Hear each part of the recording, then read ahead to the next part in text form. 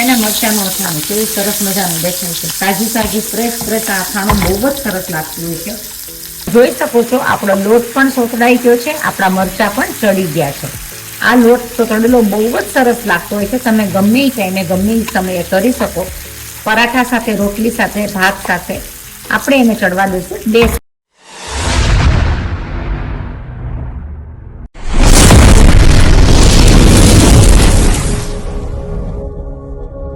આપણને કુરિયરમાં આવ્યું છે ગુજરાતથી કે ના વિનરમાં, આપણે મેગા વિનરમાં એલજીની હિંગના મેગા વિનરમાં આપણો નંબર આવ્યો છે સેકન્ડ.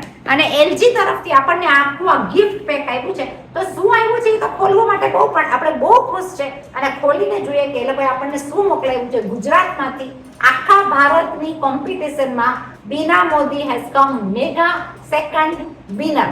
જે 3 વિનર હોય, 10 વિનર હતા, 10 વિનરને એ લોકોએ ન્યૂઝપેપરમાં આપ્યું હતું. ગુજરાત ન્યૂઝપેપરમાં ફોટોગ્રાફ સાથે સોશિયલ મીડિયામાં બધી બાજુ ગુજરાતની આ કોમ્પિટિશનમાં આપણે સેકન્ડ વિનર આવ્યા અને આપણને આવ્યું છે ગિફ્ટ. તો આપણે જોઈએ કે આપણને લોકોએ શું મોકલાવ્યું છે. આ આપણું છે એલજી નું બોક્સ. ઓ વારે વાહ, સરસ મજાની રિબેન. તો પછી બોલો, આવી કોમ્પિટિશનમાં ભાગ લેવાનું તો મન થાય ને. આપણે આવી ગયા છે સેકન્ડ વિનરમાં. આપણને આવ્યું છે કોંગ્રેચ્યુલેશન્સ એનું સર્ટિફિકેટ સાથે આપણને છે આખું એક વાઉચરની સાથે આ બધી એલજીના પ્રોડક્ટની વસ્તુ, કાશ્મીરી ચીલી પાવડર, ગરમ મસાલો, આખું એ લોકોનું પેકેજ છે. આ પેકેજની સાથે આવી છે આપણને એલજીની હિંગનો ડબ્બા સાથે આપણને આવ્યું છે નવા પ્રોડક્ટ એલજીના હિંગનું પણ નવું પેક. અને આપણને એક આવ્યું છે આખું એક મસાલિયું. બોલો, આવી કોમ્પિટિશનમાં mega winner, 3 mega winner first, second અને થર્ડમાં એ લોકોએ જે પ્રાઇઝિંગ મોકલાવ્યું છે અફલાતુન અને બહુ જ સરસ મોકલાવ્યું છે. તો આપણે જોઈએ કે એનો ડબ્બો પણ કેવો છે. તમારી સામે વિડીયો ઉતારતા વારે વાહ, આ વસ્તુની તો મને ખાસ જરૂર હતી. બહુ જ સરસ પ્રાઇસ આપ્યું છે. સ્પેશિયલ એલજીને મારા તરફથી થેન્ક યુ વેરી મચ. આ વિડીયો આપણે અંદર નાખશું. અને બીજું છે આપણા માટે એપ્રોનની સાથે હજી પણ કંઈક છે. અરે વાહ, આ છે હિંગના કાંગડા છે ને. પેકિંગ આટલું સરસ મજાનું એલજીનું બેસ્ટ ગિફ્ટ મળ્યું છે. Thank you very much LG. આટલી બધી ગિફ્ટ અને વસ્તુઓ સાથે એલજી વાળાએ આપણને આપ્યું છે 5000 નું ગિફ્ટ વાઉચર છે ને, કંઈક નવું. એટલે મોટામાં મોટી કોમ્પિટિશનના વિનર બીના મોદીને 5000 નું ગિફ્ટ વાઉચર પણ મળ્યું છે, જે આપણે એન્વેલપમાંથી હમણાં જ કાઢ્યું. 5000 નું મસ્ત જઈને વાપરવાનું. જ્યારે આવા સરસ મજાના લીલાછમ મરચાં આવી જાય ત્યારે મન થઈ જાય શું? લોટવાળા મરચાં કરવાનું. કારણ કે લોટવાળા મરચાંની અંદર ચણાનો લોટ તો જશે, પણ હું મોસ્ટ વધારેમાં વધારે પ્રિફર કરતી હોઉં છું એલજીની હિંગ. કારણ કે એલજીની હિંગ મારા આખા ફેમિલી માટે, હેલ્થ માટે બેસ્ટ છે. અને ક્વોલિટી વાઇઝ હું બિલીવ કરું છું, વધારેમાં વધારે કરું છું એલજી. કારણ કે એની હિંગ બહુ જ સરસ આવે છે. ગુજરાતની બનેલી આ હિંગ હું બધા રસોડામાં, મારી બધી રસોઈમાં વાપરું જ છું. પણ જ્યારે મરચાંના લોટનું અથાણું કરું, અને અથાણા તરીકે પણ વાપરી શકો અને શાક તરીકે પણ વાપરી શકો. જો તમે મારી થાળીમાં હું કેવી રીતે પીરસું છું, એલજીની હિંગ સાથે મરચાંનું મસ્ત મજાનું લોટવાળું રોજનું અથાણું.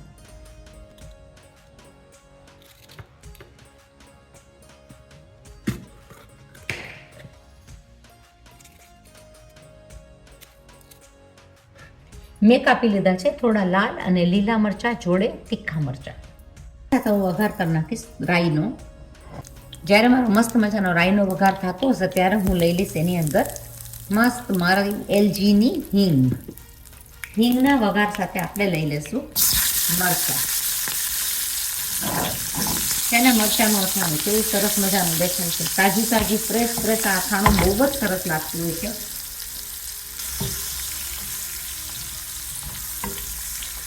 થોડી દાજ બેસવા દેશું. આપણી થોડી દાજ બેસતી હશે તો આપણે કરી લઈશું મસાલો તૈયાર. મેં લઈ લીધું છે ચણાનો લોટ, 2 ટેબલસ્પૂન ચણાનો લોટ, જરાક એવી હળદર,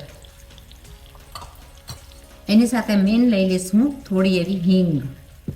હિંગ તો ભાઈ મને પસંદ આવે છે વધારેમાં વધારે એલજીની, કારણ કે એલજીની હિંગ હશે તો મને કોઈ પણ જાતની ફિકર નથી મારા ફેમિલીની. એની સાથે હું લઈ લઈશ થોડીક એવી ગળાશ. ગળાશનું પ્રમાણ થોડું વધારે હશે તો વધારે સારું લાગશે.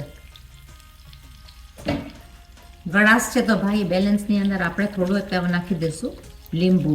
ગળાશ ખટાશની લીંબુ અને તીખાશ મરચાની બહુ જ સરસ થશે આ અથાણું. આને હું કરી નાખીશ બધું મિક્સ. ચણાનો લોટ તમે શેકીને પણ લઈ શકો, મારો શેકાઈ જશે આ તેલની અંદર. ચણાનો લોટ વધારે પડતો નહીં લઈ લેવાનો, જેથી કરીને એકદમ જ લોટવાળું ન થાય, પણ ચઢીને બહુ સરસ મજાનું શાક પણ કહી શકાય, તમે રોટલી સાથે પણ ખાઈ શકો અને તમે અથાણા તરીકે પણ લઈ શકો. આ અથાણું તમે રોજનું તાજું તાજું ખાઓ તો હિંગનો પ્રમાણ એટલે કે એલજીની હિંગનું પ્રમાણ સારામાં સારો જશે, જેના કરતાં તમારા શરીરમાં અને બધાના ફેમિલીના શરીર માટે હેલ્ધી, સારું, પાચન કરવામાં હલકું અને બેસ્ટ હોય છે. હું પ્રિફર કરું છું વધારેમાં વધારે આ હિંગ ગુજરાતની બહુ જ સારામાં સારી હિંગ છે. એટલે હરેક સ્ત્રીનો ભરોસો શું છે? હિંગ એલજીની. ચલો ભાઈ આપણે તો આવી જઈએ મરચા પાસે. મસાલો તો આપણો તૈયાર જ છે. મરચાંને જોઈ લઈશું કેટલા ચઢીને તૈયાર છે. આ આપણા મરચાંમાં સરસ એવી દાજ બેસી ગઈ છે, તો હું લઈ લઈશ જરાક એવું પાણી એને ચડાવવા માટે. પાણીનું પ્રમાણ 2 થી 3 ટેબલ સ્પૂન જેટલું જ રાખશું, જેથી કરીને મરચાં ચડી જશે. છે ને કેવા સરસ મજાના દેખાય છે. એની દાજ પણ બેસી ગઈ છે અને મરચાં બહુ જ સરસ દેખાય છે. આપણા મરચાં બહુ સરસ મજાના થઈ ગયા છે, તો હું એની અંદર લઈ લઈશ મારો લોટ અને થોડો એવો અંદર જ સોતડી નાખીશ, જેથી કરીને પાકી પણ જાય અને થઈ પણ જાય. ગળાશ ખટાશના હિસાબનો લોટ બહુ જ સરસ થશે. મને વધારે પડતો લોટ નથી લેવો, તો મેં થોડો ઓછો લીધો છે. તમને જોઈએ તો તમે વધારે પણ લોટ લઈ શકો. આને હું થવા દઈશ 2 થી 3 મિનિટ માટે. તમે જોઈ શકો છો આપણો લોટ પણ સોતડાઈ ગયો છે, આપણા મરચાં પણ ચડી ગયા છે. આ લોટ સોતડેલો બહુ જ સરસ લાગતો હોય છે. તમે ગમે એ ટાઈમે ગમે એ સમયે કરી શકો. પરાઠા સાથે, રોટલી સાથે, ભાત સાથે. આપણે એને ચડવા દઈશું 2 સેકન્ડ માટે.